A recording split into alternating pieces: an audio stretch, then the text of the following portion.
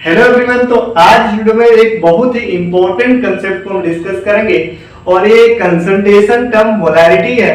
तो मोलैरिटी जो concentration term है, केमिस्ट्री में कोई भी चैप्टर आप उठा करके देख लो, चाहे अगर मोल कंसेप्ट का बात करें या सॉल्यूशन का बात करें, केमिकल काइनेटिक्स का बात करें, केमिकल इक्विलिब्रियम का बात करें, आयनिक इक्विलिब्रियम का बात करें, हर जगह पे आपको ये कंसंट्रेशन टर्म मिलेगा। तो मोलैरिटी क्या होता है, इसका किसके किसके साथ किस तरह का रिलेशन है, ये सारा चीज को हम समझेंगे। मोलैरिटी का कंसेप्ट को डिटेल में डिस्कस करेंगे।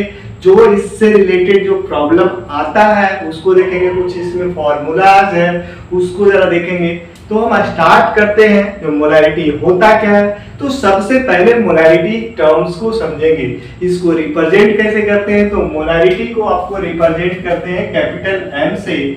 ये मोलैरिटी है, क्या ये मोलैरिटी। तो मोलैरिटी को डिफाइन करेंगे कैसे, इसको रिप्रेजेंट कैसे करते हैं, इसका यूनिट क्या होता है, इसका फॉर्मूला क्या होता है, सारा चीज को हम डिस्कस करेंगे। कुछ अच्छे क्वेश्चन को प्रैक्टिस करेंगे। तो बात करें हम मोलैरिटी को, तो डिफाइन इसको कैसे करते हैं। तो 1 लीटर सॉल्यूशन में जो number of mole of solute present होता है वही मोलैरिटी होता है। अगर 1 लीटर सॉल्यूट में अगर 1 मोल प्रेजेंट है तो ये 1 मोलर सॉल्यूशन है। 1 मोलर बोलने का मतलब क्या है, कि इसका मोलैरिटी क्या है, 1। मोलैरिटी का यूनिट होता है मोल पर लीटर। तो जो हम बोले उसको लिखेंगे, क्या लिखेंगे, मोलैरिटी का डिफिनेशन तो लिखेंगे number of mole of solute. क्या लिखना है, number of moles of solute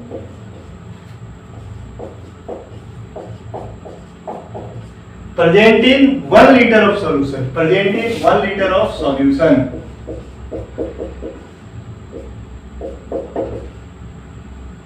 1 litre of solution, 1 litre solution में जो number of mole of solute present है इसी को मोलैरिटी बोलेंगे। अगर हम इसका बात करें यूनिट का, तो यूनिट जरा देखते हैं क्या होगा इसका यूनिट। तो इसका यूनिट आपके पास आ जाएगा मोल पर लीटर। क्या आएगा इसका यूनिट, मोल पर लीटर।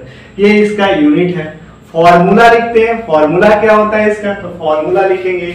तो इसका मोलैरिटी जो है इसको हम लिखेंगे number of mole of solute, number of moles of solute, number of mole of solute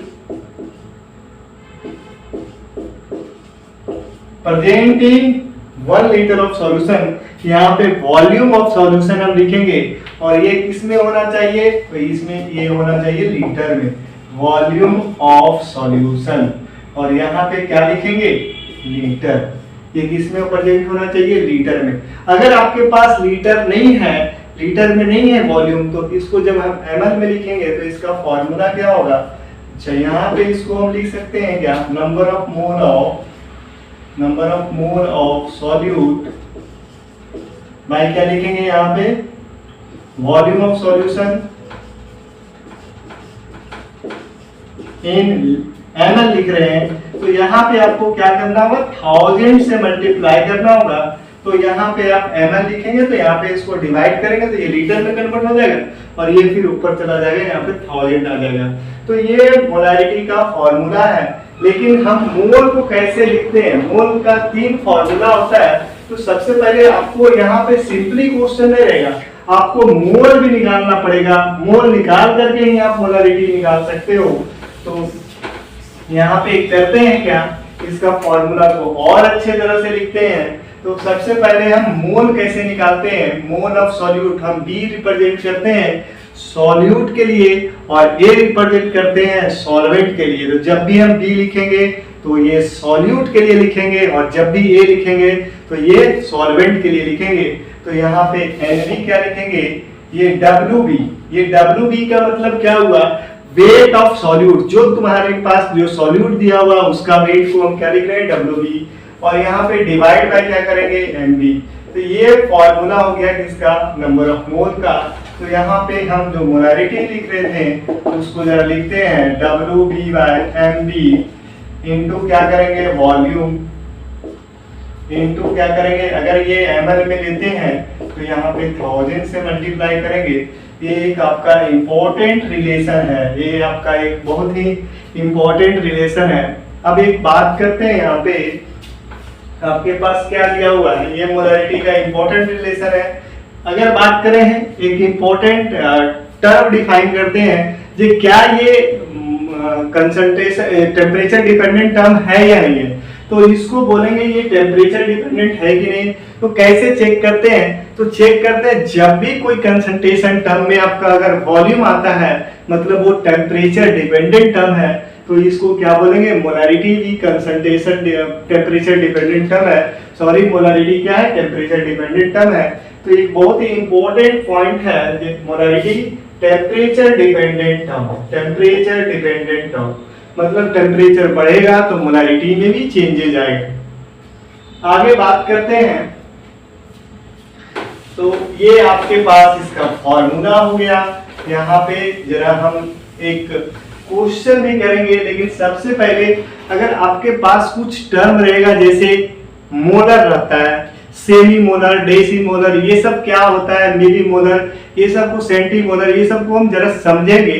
जो अगर कभी भी आपके पास सेंटी मोलर लिखा हुआ है, सेंटी मोलर, मिली मोलर, इसका मतलब क्या होता है, तो सबसे पहले एक बात समझते हैं कि अगर कभी भी आपके पास 2 मोलर एक्वस NaOH लिखा हुआ है, इसका मतलब क्या होता है। होता है क्या, जनरली जब आपके पास क्वेश्चन रहता है तो आपके पास इस तरह का स्टेटमेंट लिखा रहेगा 2 मोलर 1 मोलर, इसका मतलब क्या होता है, तो जरा जानने का कोशिश करेंगे।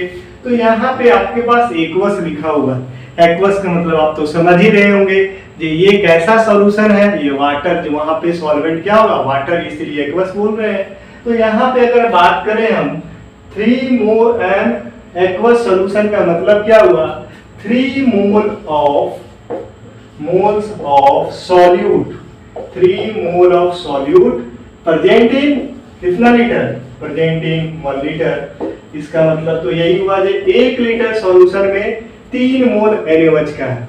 अगर हम बात करें, अगर वेट के टर्म में हम बात करें तो क्या बोलेंगे, ये 3 into 40 gram of NaOH present in 1 litre of solution, यही हुआ ना।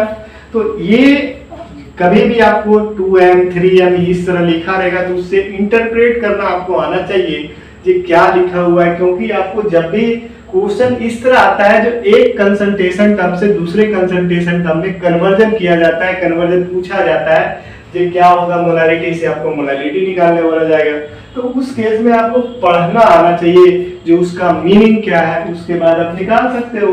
अभी इसमें आपको मोल फ्रैक्शन निकालने बोले तो आराम से निकाल सकते हो। यहाँ पे सॉल्यूट आपको पता है कितना है, यहाँ पे सॉल्वेंट का वॉल्यूम पता है, अगर डेंसिटी दे दिया है तो वेट पता चल जाएगा, वेट पता चल जाएगा तो सॉल्यूट और सॉल्वेंट का मास पता चल जाएगा, फिर मोल निकाल लेंगे। इस तरह से क्वेश्चन को अटेम्प्ट कर सकते हैं। तो बेहद ही इंपॉर्टेंट ये सब जो पॉइंट है आपके समझने के लिए बहुत जरूरी है।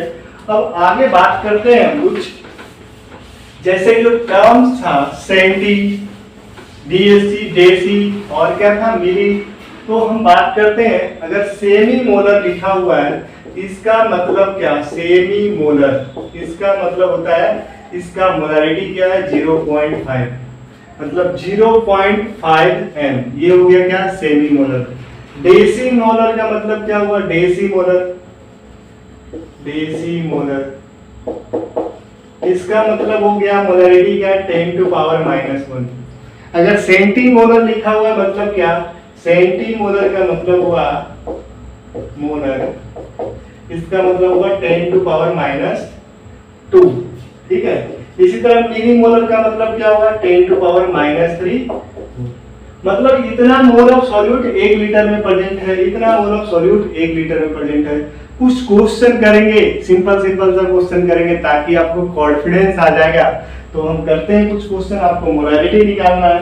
तो सबसे पहले एक सिंपल सा क्वेश्चन दिया हुआ है, 4 ग्राम ऑफ NaOH, क्या दिया हुआ है, 4 ग्राम ऑफ, कैलकुलेट मोलैरिटी, आप लिखें और सॉल्व करें, कैलकुलेट मोलैरिटी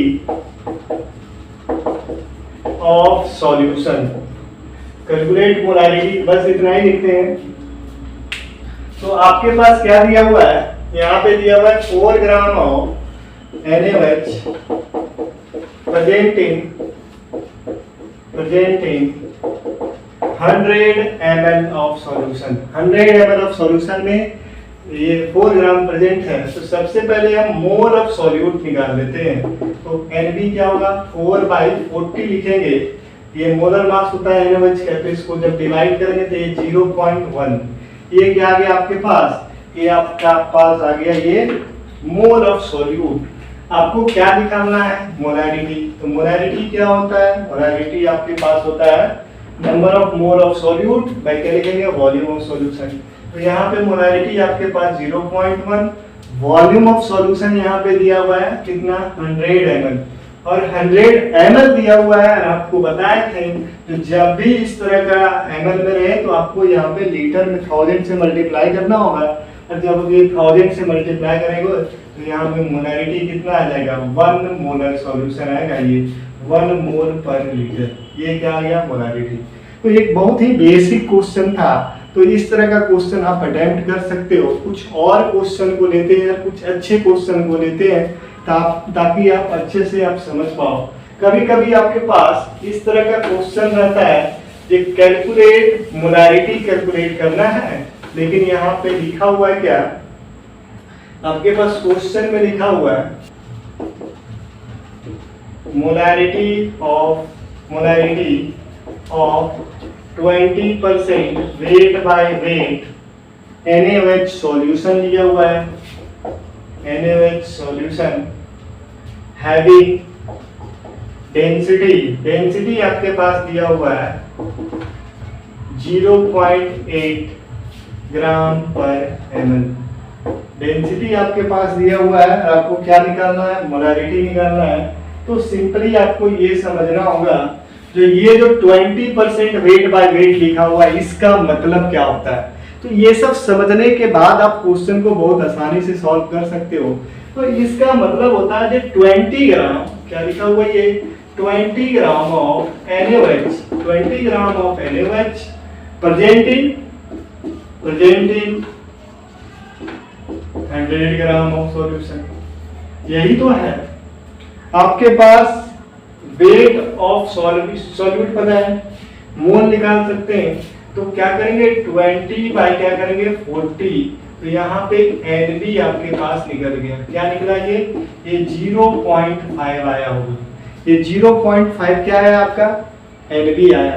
आपको यहाँ पे वॉल्यूम दिया हुआ है क्या, तो वॉल्यूम तो नहीं दिया हुआ है, लेकिन यहाँ पे आपके पास डेंसिटी दिया हुआ है, क्या दिया हुआ है, डेंसिटी दिया हुआ है ना। तो सबसे पहले मोलैरिटी का फार्मूला आप पहले बताएं, सबसे पहले मोलैरिटी का फार्मूला बताएं। तो NB बाय क्या लिखेंगे, वॉल्यूम ऑफ सॉल्यूशन। लेकिन आपको क्वेश्चन में कुछ और भी दिया हुआ है, जरा आप गौर से पढ़े क्वेश्चन को। वेट ऑफ सॉल्यूशन दिया हुआ है 100 ग्राम दिया हुआ है ना, तो 100 ग्राम आपका वेट ऑफ सॉल्यूशन है, और यहाँ पे डेंसिटी होता है मास या वेट बाय वॉल्यूम होता है। यहाँ पे 100 बाय किससे डिवाइड करेंगे, यहाँ पे वॉल्यूम ऑफ सॉल्यूशन लिख रहे हैं, और यहाँ पे डेंसिटी आपके पास दिया हुआ है 0.8, तो हम क्या लिखेंगे, volume of solution 100 divided by 0.8। ये मेरे पास क्या आ गया, ये मेरे पास आ गया वॉल्यूम। और आपको ये फॉर्मूला क्या था, बेसिकली आपके पास फॉर्मूला था number of mole of solute divided by volume of solution. तो यहाँ पे आप करो काम, क्या करेंगे, सिंपल सा क्वेश्चन है, इसमें ज्यादा दिमाग लगाने की आवश्यकता नहीं है। तो इस केस में आप क्या कर सकते हो, यहाँ पे आप लिखो कितना मोल आया था, 0.5 मोल आया था, और वॉल्यूम ऑफ सॉल्यूशन कितना आया था, तो 100 बाई क्या लिखे थे, 0.8 लिखे थे। तो 0.8 लिखने का मतलब यहाँ पे ऐसा हो जाएगा, यही होगा क्या, 0.8 इसी तरह हम लिखेंगे। तो जब इसको हम सॉल्व करेंगे, और यहाँ पे ये जो वॉल्यूम आया था किस में आया था, ये ml में लिख रहे हैं, तो यहाँ पे 1000 से मल्टीप्लाई होगा, तो ये तो कैंसिल हो जाएगा। अब ये क्या हो जाएगा, यहाँ पे मोलैरिटी जो निकाल रहे थे, ये आपके पास आ जाएगा 4 मोल पर लीटर। ये 4 मोल पर लीटर आपके पास मोलैरिटी ऑफ सॉल्यूशन आ गया। तो ये एक सिंपल सा क्वेश्चन था, ये क्वेश्चन को आप सेकंड्स में कर सकते हो। एक छोटा सा फॉर्मूला है, और ये फॉर्मूला आपको यहाँ पे देखना होगा जो फॉर्मूला क्या है। तो यहाँ पे एक बहुत ही इंपॉर्टेंट फॉर्मूला है आपके पास मोलैरिटी निकालने का। तो यहाँ पे मोलैरिटी हम लिखेंगे, यहाँ पे क्या लिखेंगे, 10 इंटू डी, और ये डेंसिटी ऑफ सॉल्यूशन लिख लेना है यहाँ पे, क्योंकि कभी कभी डेंसिटी ऑफ सॉल्यूट भी दिया रहता है, कभी कभी डेंसिटी ऑफ सॉल्वेंट दिया रहता है, तो उसमें कंफ्यूजन नहीं, यहाँ पे आप लिख के चले कि ये डेंसिटी ऑफ सॉल्यूशन लेना है हमको, और यहाँ पे किससे मल्टीप्लाई करेंगे इसको, density of solution 10 into density of solution, और यहाँ पे वेट बाय वेट जो परसेंट दिया हुआ है इससे जब डिवाइड करेंगे, और यहाँ पे क्या है, मोलर मास ऑफ सॉल्यूट। ये काफी इंपॉर्टेंट फॉर्मूला है, ये फॉर्मूला काफी इंपॉर्टेंट है, ये फॉर्मूला पे बेस ये क्वेश्चन को करेंगे तो बहुत ही कम समय लगेगा, तो फॉर्मूला भी सीखेंगे और कंसेप्ट भी सीखेंगे, ताकि आपको अगर फॉर्मूला भूल भी जाते हैं तो आप कंसेप्ट से भी क्वेश्चन को सॉल्व कर सकते हैं। बहुत ज्यादा कंसेप्ट है ही नहीं, बस ये आपको कंसंट्रेशन टर्म को पढ़ना आना चाहिए, ये क्या दिया हुआ है, तो ये क्वेश्चन को आप इससे भी बहुत कम समय में कर सकते हो। और एक इम्पोर्टेंट फॉर्मूला आपके पास है, जो यहाँ पे एक फॉर्मूला है क्या, जो ये जो यहाँ पे density into percent weight by weight को हम एक और चीज के टर्म में लिख सकते हैं, तो मोलैरिटी इक्वल टू 10 इंटू क्या लिखेंगे, 10 into weight by volume percent, और यहाँ पे क्या होगा, मोलर वेट ऑफ सॉल्यूट। तो इससे आपके पास एक और फॉर्मूला आ गया, इसमें यहाँ पे जो डेंसिटी है यूज नहीं करना है, डायरेक्टली ये फॉर्मूला पे काम कर सकते हो, इससे भी मोलारिटी निकल जाएगा। अगर वेट बाय वॉल्यूम दिया हुआ तो ये फॉर्मूला लगाएं, वेट बाय वेट दिया हुआ तो ये फॉर्मूला लगाएं, और इस तरह से क्वेश्चन को करें ताकि आपके पास क्वेश्चन कम से कम समय में बने। और ये मोलारिटी में बहुत इंपॉर्टेंट है ये फॉर्मूला, दो फॉर्मूला, इससे आप क्वेश्चन को अच्छा से कर सकते हो।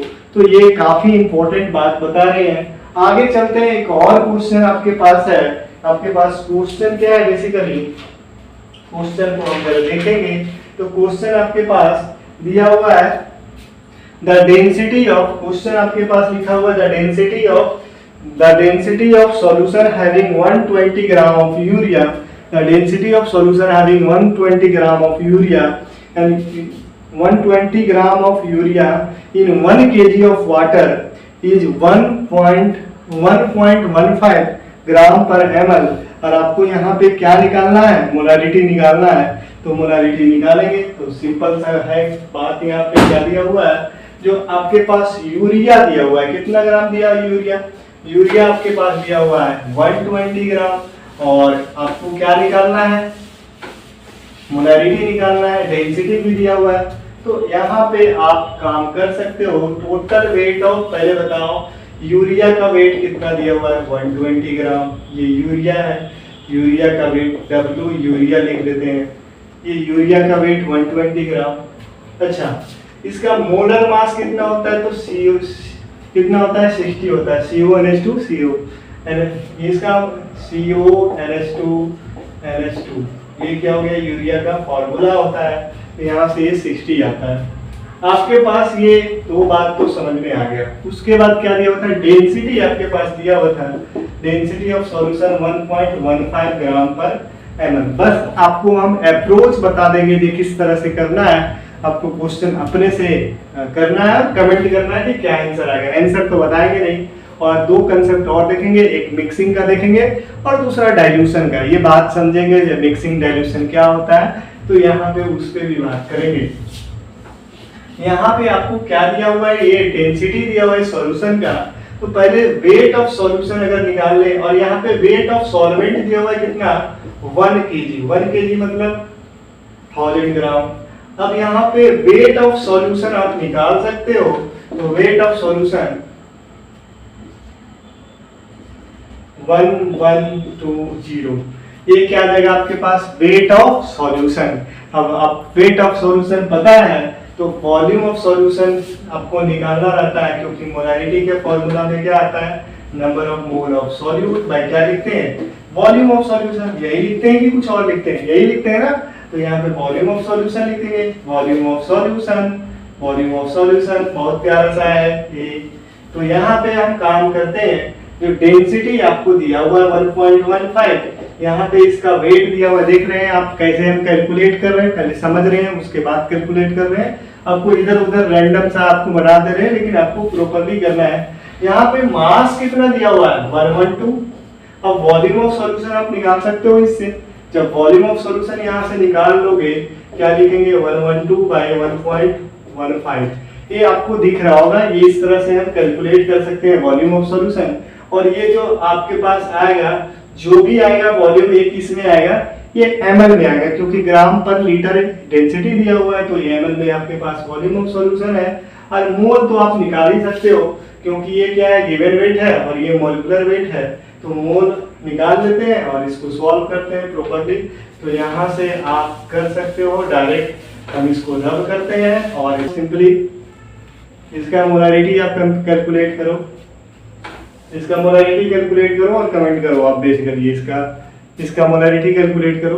अब एक दो कंसेप्ट आपके पास आता है, एक तो मोलारिटी और नॉर्मलिटी में रिलेशन है, वो कभी आप जब नॉर्मलिटी पढ़ाएंगे तब आपको बताएंगे। तो मोलारिटी और नॉर्मलिटी में क्या रिलेशन है, तो नॉर्मलिटी जो होता है मोलारिटी इनटू टाइम फैक्टर होता है। क्या होता है, मोलारिटी, नॉर्मलिटी होता है मोलारिटी इनटू एन फैक्टर, ये बहुत इंपॉर्टेंट है। और दूसरा एक आपके पास इंपॉर्टेंट है मिक्सिंग का कंसेप्ट। जैसे दो सॉल्यूशन है और एक ही टाइप का सॉल्यूशन है, जैसे ये एसिड हो सकता है और बेस हो सकता है। जब एसिड बेस को हम मिक्स करेंगे, यहाँ पे एक कंटेनर है, इसका मोलारिटी m1 है, इसका वॉल्यूम v1 है। दूसरा जो है, दूसरा में भी एसिड है और सेम एसिड है, H2SO4 हो सकता है, HCl हो सकता है, या बेस सेम टाइप का हो सकता है, इसका मोलारिटी m2 है और इसका वॉल्यूम v2। जब ये दोनों को मिक्स करेंगे तो इसका जो फाइनल मोलारिटी होगा, इसको हम बोल रहे हैं m, इसका फाइनल मोलारिटी को क्या बोल रहे हैं m, और इसका वॉल्यूम क्या होगा v1 प्लस v2, यही वॉल्यूम होगा। दोनों का वॉल्यूम ऐड करेंगे तो मोलारिटी का जो फार्मूला आता है मिक्सिंग का, तो लिखेंगे m1 v1 plus m2 v2 by क्या करेंगे v1 प्लस v2। तो ये मोलारिटी का फार्मूला होता है मिक्सिंग। जब हम दो सॉल्यूशन को मिक्स करते हैं तो m1 v1 plus m2 v2 क्या होता है, मिक्सिंग का फार्मूला। तो मिक्सिंग ऑफ सॉल्यूशन आप हेडिंग लिख लें, mixing of solution. Same concept हम लगाते हैं नॉर्मलिटी के लिए, तो काफी इंपॉर्टेंट है। एसिड बेस, एक ही टाइप का एसिड है या एक ही टाइप का बेस है, तो इसमें ये फॉर्मूला लगा करके हम जो मिक्स करेंगे, मिक्सिंग ऑफ सॉल्यूशन को इस तरह से कैलकुलेट करते हैं। दूसरा एक कंसेप्ट आता है, छोटा सा कंसेप्ट है डाइल्यूशन का। डाइल्यूशन का मतलब क्या होता है ना, बेसिकली जो उसमें आप सॉल्वेंट को ऐड कर रहे हैं। क्या कर रहे हैं बेसिकली, अगर सॉल्वेंट बोल रहे हैं तो मोल प्रॉपर बोल रहे हैं, क्योंकि डाइल्यूशन में हमेशा वाटर को ही ऐड नहीं करते हैं, अगर सॉल्वेंट है तो उसको भी ऐड कर सकते हैं। तो यहाँ पे बेसिकली हम करते क्या है, यहाँ पे एक सॉल्यूशन है जिसका वॉल्यूम क्या था, इसका वॉल्यूम v1 था और इसका मोलारिटी m1 था। अब इसमें क्या किए हम, कुछ अमाउंट ऑफ क्या किए, वॉल्यूम जो सॉल्वेंट है उसको हम ऐड किए, जैसे वाटर को ऐड किए। तो यहाँ पे नंबर ऑफ मोल, जो इनिशियल नंबर ऑफ मोल होगा, ये क्या होगा n1 v1, यही होगा ना इनिशियल मोल n1 v1। और जो फाइनल डालने के बाद जो मोल्स होगा, जैसे मान लो सॉल्यूट क्या है, ये HCl हो या H2SO4 है, इसका जो मोल्स होगा वो यहाँ पे जो है वही रहेगा। अब बाद में हम वाटर को ऐड कर रहे हैं तो HCl का मोल तो बढ़ेगा नहीं, वॉल्यूम बढ़ जाएगा। क्या बढ़ेगा, वॉल्यूम बढ़ेगा। तो अगर हम V वॉल्यूम ऐड कर रहे हैं, इसका वॉल्यूम जब हम ऐड करेंगे तो कुछ भी ऐड कर सकते हैं, मान लेते हैं कि 20 ml ऐड किए, कुछ भी ऐड किए, तो वॉल्यूम इंक्रीज होगा। तो क्या करेंगे, इसका जो फाइनल जो डाइल्यूशन के बाद जो बनेगा फॉर्मूला, उसका वॉल्यूम को हम क्या बोल रहे हैं V2। डालने के बाद इसका वॉल्यूम क्या हो गया, V2 हो गया। क्या हो गया, डालने के बाद V2, और इसका मोलारिटी को हम M2 बोल रहे हैं। तो N फाइनल क्या हो गया M2 V2, यही हुआ क्या। अब दोनों मोल जो होगा HCl का यहाँ पे सेम होगा, इनिशियल मोल और फाइनल मोल। तो इसको इक्वेट कर देंगे तो ये फॉर्मूला आता है डाइल्यूशन का, m1 v1 = m2 v2। इस पे बेस आपको क्वेश्चन मिल जाएगा, प्रैक्टिस करना है इस पे बेस, बहुत सारा क्वेश्चन है। तो ये इंपॉर्टेंट कंसेप्ट था मोलारिटी का।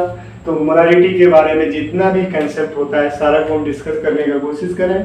तो नेक्स्ट वीडियो में कुछ और कंसेप्ट के साथ मिलेंगे। तो thank you everyone. Next video में आपको कुछ और चीजें के साथ, बेसिक कंसेप्ट के साथ मिलने वाले हैं।